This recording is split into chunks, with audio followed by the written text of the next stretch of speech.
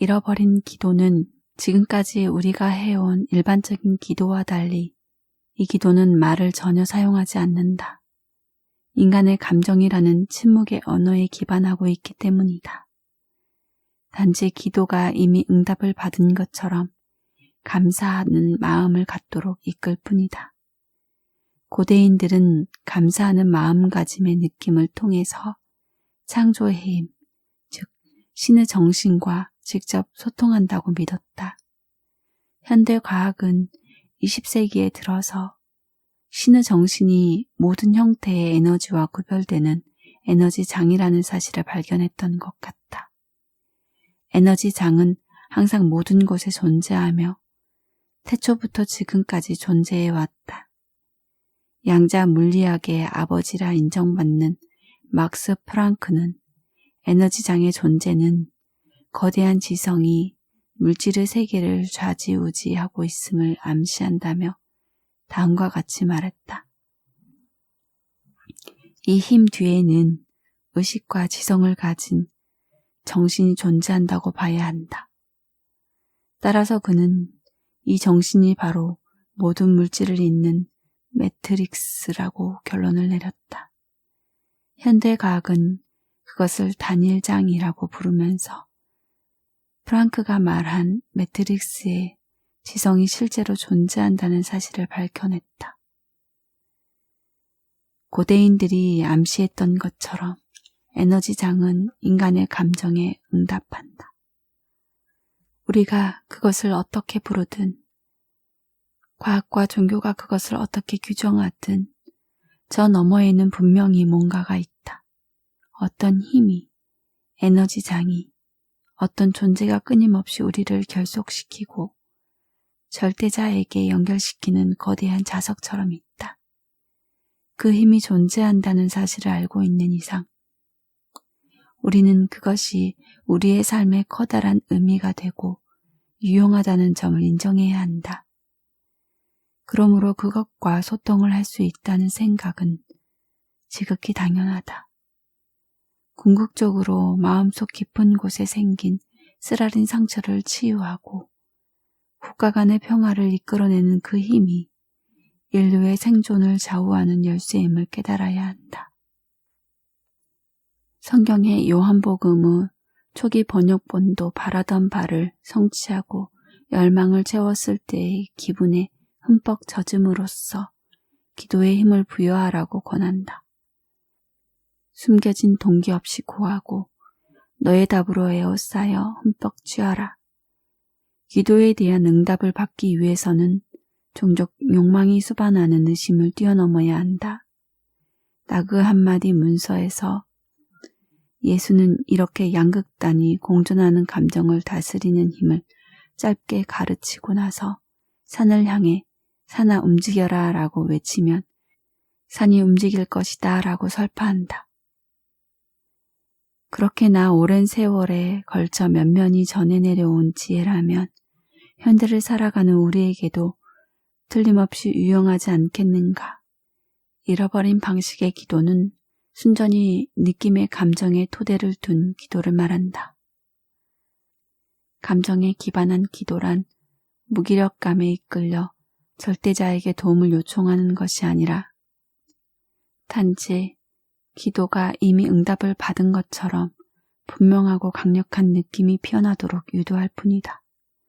우리는 이 신비한 언어를 통해서 몸을 치유하고 친구와 가족에게 내리는 풍요로운 축복을 느끼며 나라 사이에 퍼지는 평화의 기운을 체험하는 것이다. 감사하는 마음은 모든 가능성의 경의를 표하고 우리가 선택한 것들을 이 세상으로 불러오게 됩니다. 감사하는 마음가짐에 우리의 몸에 생명 친화적인 화학물질인 호르몬을 방출해서 면역체계를 강화한다는 사실이 연구를 통해 밝혀졌다. 이때 일어나는 화학적 변화가 모든 창조물을 연결하는 것으로 보이는 신비한 물질을 통해서 우리 몸 바깥으로 양자 효과를 일으킨다. 당신의 인생에서 일어나기를 바라는 것을 생각하라. 무엇이든 좋다. 자기 자신이나 다른 사람의 병을 치유하는 것일 수도 있고, 가족이 성공하는 것일 수도 있고, 인생의 동반자를 찾는 것일 수도 있다. 무엇이 되었든 그것이 이루어지기를 바라지 말고 이미 일어난 것처럼 느껴야 한다. 심호흡을 하면서 기도가 이루어졌을 때의 그 충만감을 구체적으로 모든 면에서 느껴라. 자, 이제는 기도가 응답을 받고 나서 달라진 당신의 인생에 대해 감사하는 마음을 느껴보자. 도움을 요청하면서 느끼는 간절함과 열망이 아니라 감사하는 마음에서 비롯되는 편안함과 해방감을 맛보는 것이다. 간절함과 편안함 사이의 미묘한 차이는 간청하는 것과 받는 것을 구분하는 힘이다. 신의 지성을 꿈꾸다. 과거에는 알려지지 않았던 새로운 형태의 에너지가 존재한다는 사실을 뒷받침하는 증거들이 속속 나타나고 있다. 이 미묘한 에너지장은 우리가 이제껏 측정하고 분석했던 에너지와는 차원이 다르다. 이것은 전기나 자석의 성질을 띠지는 않지만 만물을 감싸고 있는 것처럼 보일 만큼 일체화된 장의 구성 성분이며 우리에겐 친숙한 힘이다. 과학자들은 이 에너지장이 너무나 생소하기 때문에 통일된 명칭을 부여하는 것조차 거부하고 있다. 따라서 각종 논문과 서적에 양자 홀로그램이나 자연의 마음이니 때때로 단순히 장이라는 다양한 이름으로 불리고 있는 실정이다. 우리가 어떤 이름으로 부르든지 이 에너지는 일종의 살아있는 캔버스이며 인생의 각종 사건들은 이 캔버스 위에서 펼쳐지고 있는 것이라고 볼 수 있다. 과학자들은 이 에너지 장의 생김새를 설명하기 위해서 그것을 촘촘히 짜인 그물에 비유하고 있다. 그것은 창조의 토대를 이루는 기본 칙물, 말 그대로 신의 지성의 담요라고 할 만하다. 여러 가지로 표현할 수 있겠지만 나는 이 에너지 장을 무 안에 존재하는 그것이라고 생각하는 것이 가장 타당하다고 본다. 우리는 사람과 사람 사이, 그리고 물질과 물질 사이의 공간을 볼 때마다 공간이 비어 있다고 생각하지만 사실 그곳에는 에너지장이 있다. 여전의 원자 모델에서 원자 핵과 첫 번째 궤도를 도는 전자 사이의 공간을 생각하듯 텅 비어 보이는 별들과 은하계 사이의 광대한 거리를 생각하듯 공간의 크기는 전혀 중요하지 않다. 무 속에 에너지장이 있다. 에너지장이 존재한다는 사실은 근래에 와서야 인정받기에 이르렀다. 이제 우리는 과학의 눈으로 영적인 지혜를 이해하기 위해서 고대의 언어와 문맥을 살펴야 한다. 예를 들어 고대인들은 에너지장을 천국이라고 부르며 하나의 장소라고 믿었다. 그것은 죽은 사람의 영혼이 가는 곳으로 잠을 잘 때 꿈속에 나타나기도 하는 의식의 고향이다. 세상을 덮고 있는 에너지의 담요를 통해서 우리는 어떤 식으로든 모두 연결되어 있다. 지금 우리는 그렇게 어렴풋이 짐작하는 단계에 있다. 에너지장은 감정을 삶의 경험 속에 투영한다. 2500년 전에 기록된 문서에도 이러한 지혜를 정확하게 묘사한 글이 나오는데 심지어 그 지혜의 역사가 그것을 기록한 문서보다 더 오래되었음을 추측할 수 있다. 에센의 평화 복음서는 이렇게 말한다.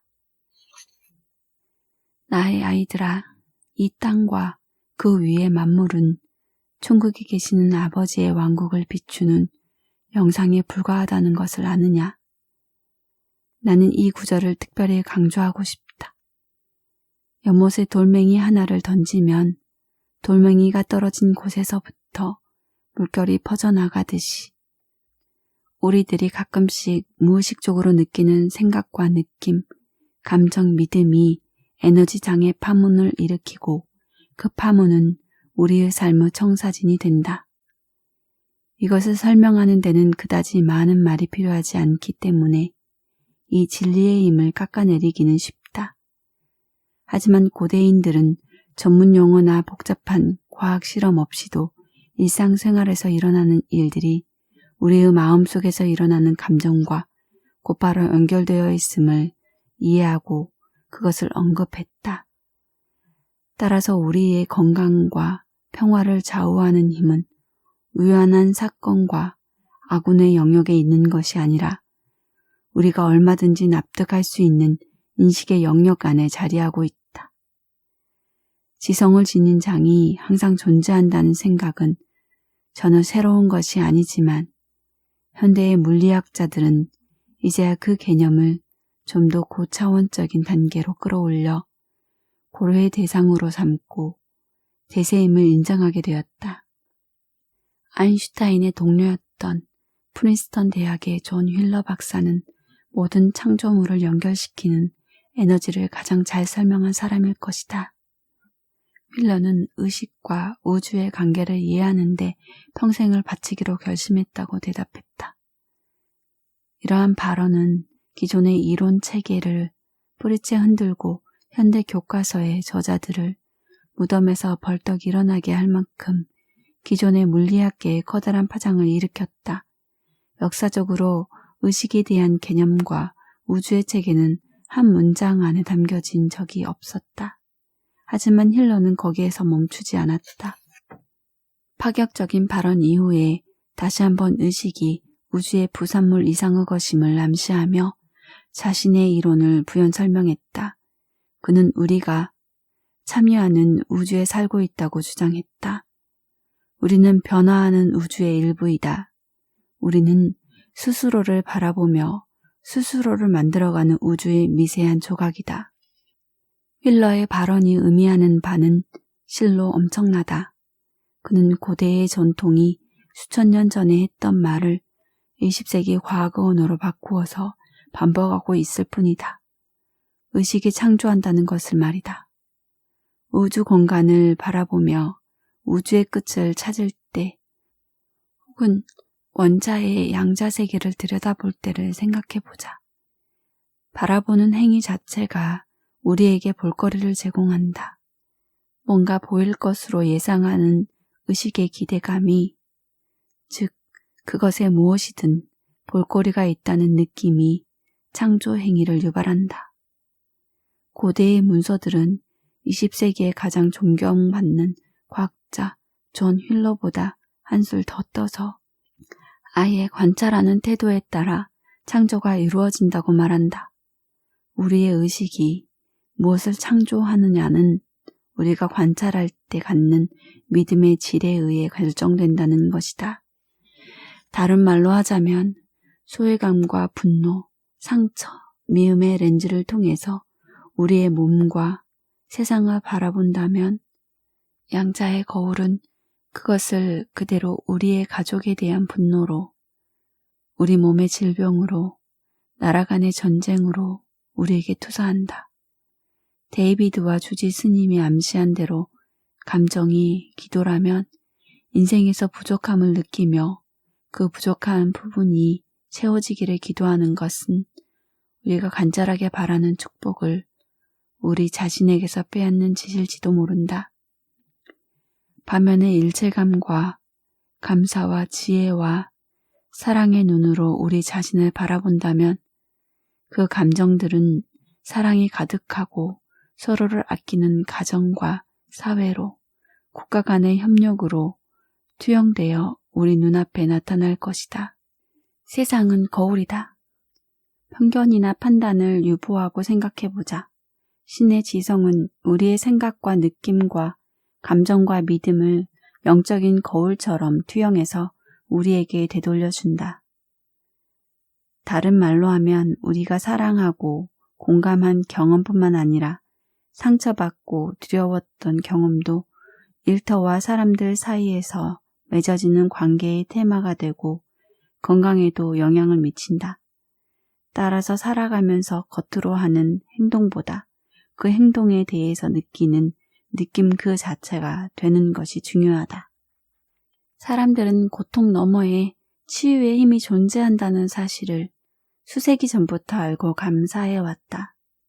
그 사실이 라그 한마디 문서에 기록된 것은 지금으로부터 거의 2000년 전 2세기 무렵이었는데 기록될 당시에도 그랬지만 오늘날에도 중요한 의미를 띈다고 하겠다. 고대 그노시스 문서 중에는 우리가 고통에 취약한 것을 치유와 생명으로 통하는 출입구라고 표현한 구절이 있다.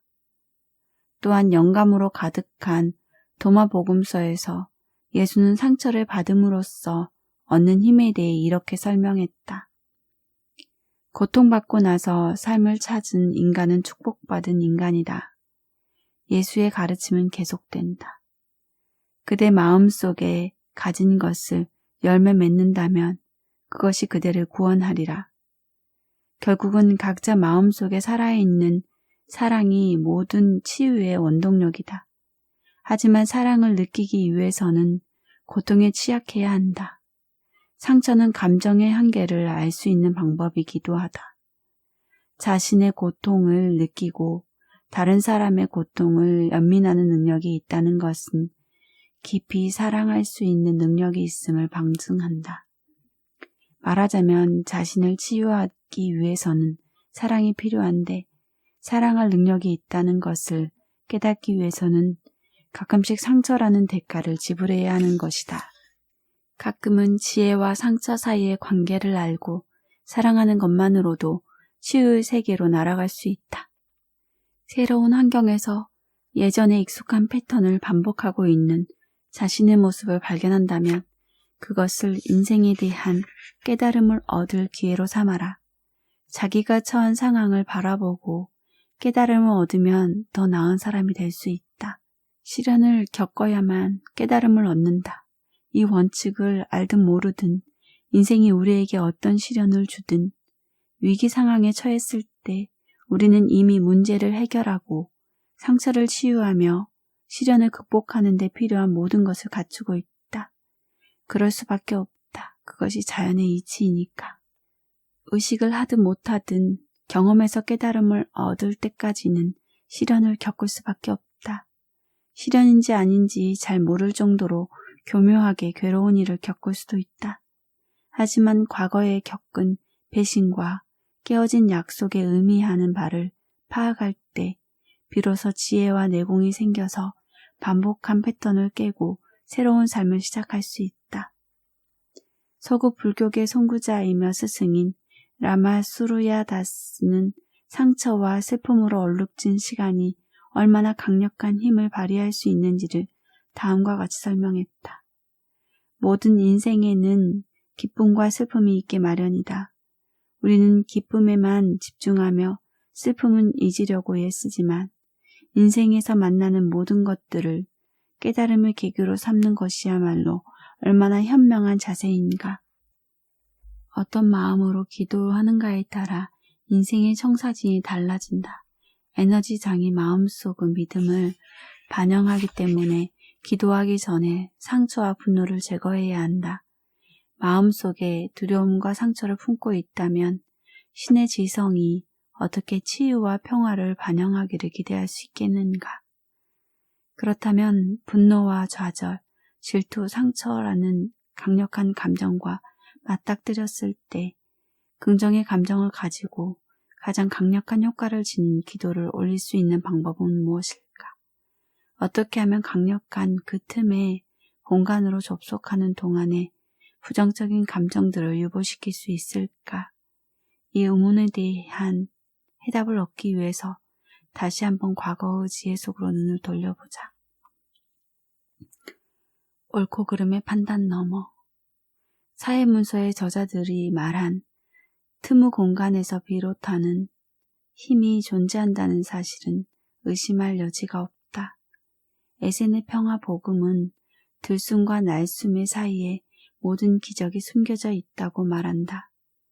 다른 고대의 전통과 마찬가지로 에센의 복음서가 가장 으뜸으로 여기는 가르침은 그 틈의 공간을 이용해서 기도하는 자세를 가다듬는 법이다. 기도를 시작하기에 앞서 특히 어떻게 몸과 마음을 가다듬고 준비해야 하는지를 상세하게 설명하고 있다. 에세네의 가르침은 그 짧은 순간에 모든 판단과 두려움과 상처를 일시적으로 유보하라고 말한다. 중립적인 자세를 갖고 나면 상처받은 마음에서 흘러나오는 탁한 판단보다는 건강함과 명료함을 기도에 실을 수 있기 때문이다. 그럼으로써 신의 지성과의 성스러운 대화에 몰입하게 되고 기도는 최대한의 효과를 발휘하게 된다. 수피 시인 루미는 유창하고 단순한 어조로 자신과 함께 마음속의 중립지대로 가자고 우리를 초대한다. 그의 초대는 짧지만 실로 강력한 메시지를 내포한다. 옳고 그름의 판단 너머에 장이 있나니 나는 그곳에서 그대를 만나리라. 두렵고 위험천만해 보이는 세상 속에서 어떻게 그곳을 도달할 수 있을까? 그 지침은 분명하다. 축복의 지혜를 담은 서양의 문서들은 왜곡되거나 완전히 삭제된 경우가 있다. 하지만 20세기 중반에 발견된 성경 문서들에는 잃어버린 고대의 비밀들이 잘 보존되어 있다. 흥미롭게도 나그 한마디 문서의 일부인 도마복음서처럼 가장 논란이 많은 문서들 중에는 판단을 유보하는 데서 나오는 힘을 잘 설명한 것들이 많다. 도마복음은 예수가 일생 동안 알고 지냈던 사람들에게 한 말을 기록하는 외경으로서 삶과 죽음과 불멸에 대해 예수와 제자가 나누었던 대화가 들어있다. 인간의 궁극적인 운명이 무엇이냐는 질문에 예수는 지속적으로 영원한 생명의 속성을 지닌 존재의 나무라고 부르며 그것에 대해 다음과 같이 말문을 연다. 그것, 나무와 친밀한 사람은 누구든 죽음을 경험하지 않으리라. 이때 가치 판단을 자제하는 것이 핵심이라 할 수 있다. 참된 지혜는 종종 우아한 향기를 풍기듯이 예수는 제자들에게 불멸의 왕국에 들어가기 위해서는 어떻게 해야 하는지 이야기하면서 중립을 잃은 마음을 이렇게 설명한다. 둘을 하나로 만들 때, 안을 바깥처럼, 바깥을 안처럼 만들 때, 위를 아래처럼 만들 때, 암수를 하나로 만들 때, 너희는 왕국에 들어갈 수 있으리라.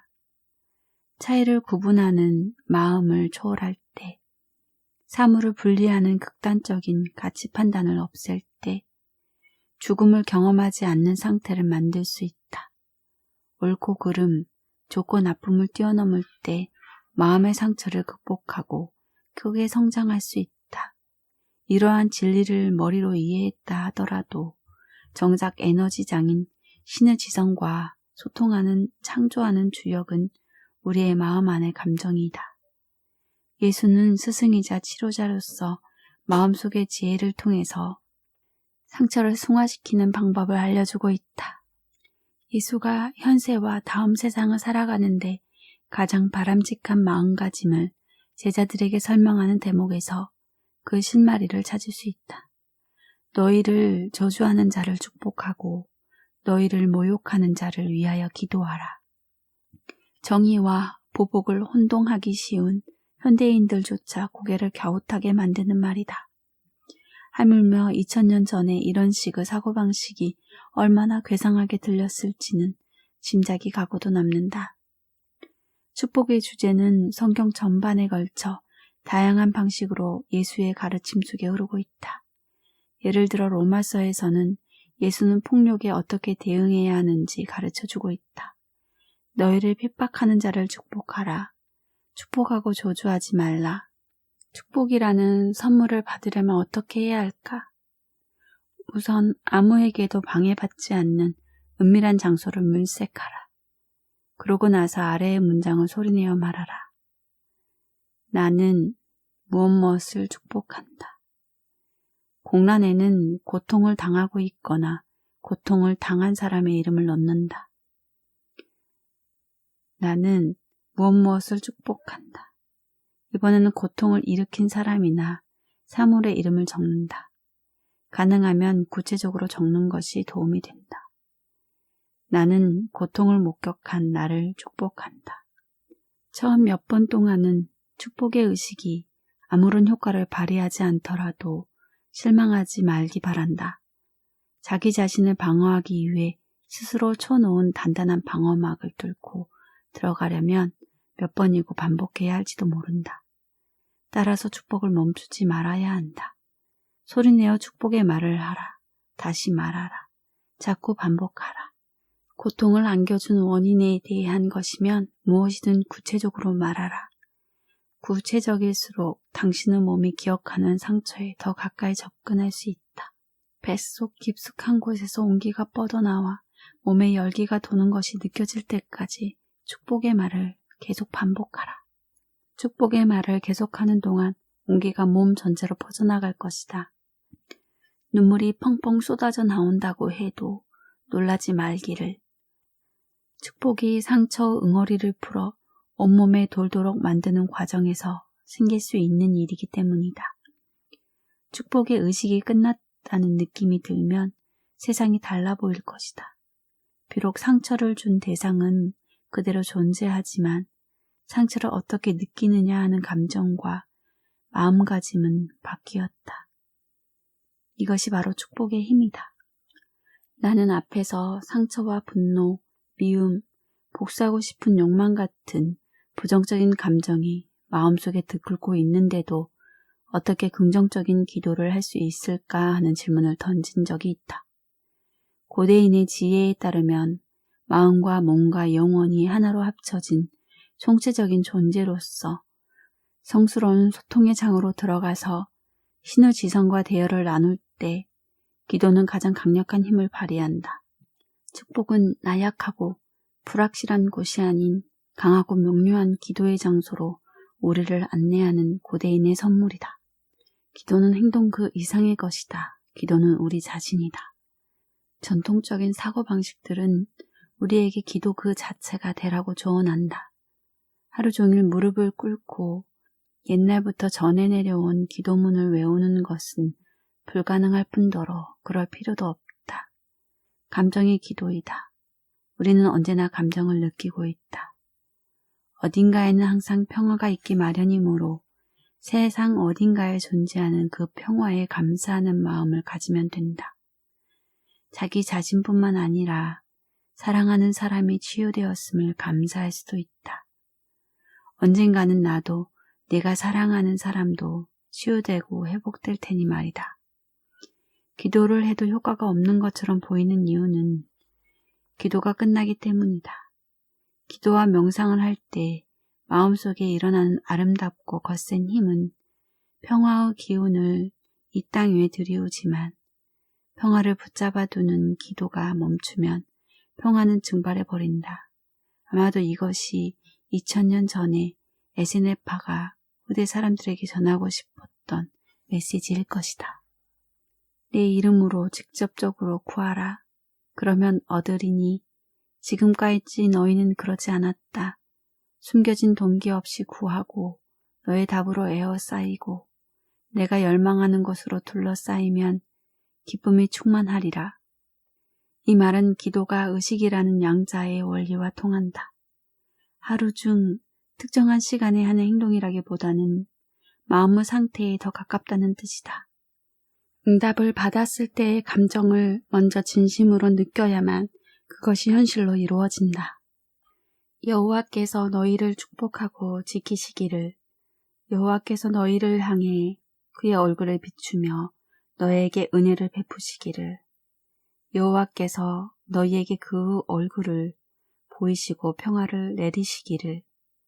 하느님은 다음과 같은 말로 모세의 민족에게 주는 지침을 완성한다. 너희는 내 이름을 불러야 하느니라. 그러면 내가 너희를 축복하리라. 이렇듯 기도는 기도할 때 우리의 마음에 일어나는 느낌 그 자체이다. 기도는 사적인 것이다. 감사하는 마음을 불러일으키기 위해 내가 사용하는 말들은 다른 사람에게는 효과가 없을 수도 있다. 이것이 바로 기도가 가지는 함정이다. 따라서 당신에게 맞는 당신만의 기도 문구를 만들어라. 오직 당신에게만 의미가 있는 특별한 말을 찾아서 신과 소통하는 성스럽고 은밀한 기도를 올려라. 무엇을 소망하든 바라는 바가 이미 이루어진 것처럼 하는 말이면 단 한마디라도 좋다.